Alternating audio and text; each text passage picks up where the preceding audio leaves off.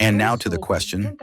Russian President Vladimir Putin, summing up the results of the year, indicated that a possible blockade of the Kaliningrad region could lead to a full-scale conflict.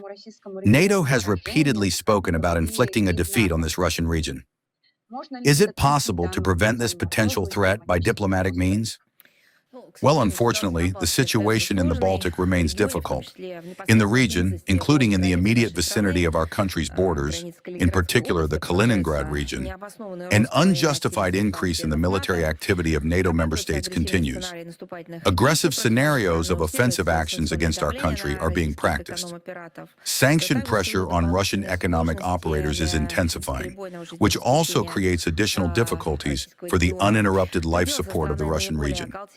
From time to time, statements are heard from the most rabid Western politicians about the desire to turn the Baltic Sea, it's very amusing that they talk about this, into an internal sea of the alliance. These are simply some sick fantasies, some kind of nonsense on the topic of a possible blockade of the Kaliningrad region. They've even gone so far as to talk about a possible forceful seizure.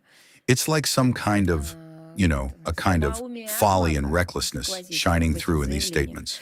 Together with colleagues from the Ministry of Defense of the Russian Federation and other relevant agencies, we, of course, have to take the corresponding risks into account and work out in advance the necessary response measures. We will continue to actively employ all available means, first and foremost of a political and diplomatic nature, to ensure Russia's national interests in the Baltic and the reliable protection of the Kaliningrad region of the Russian Federation and its residents.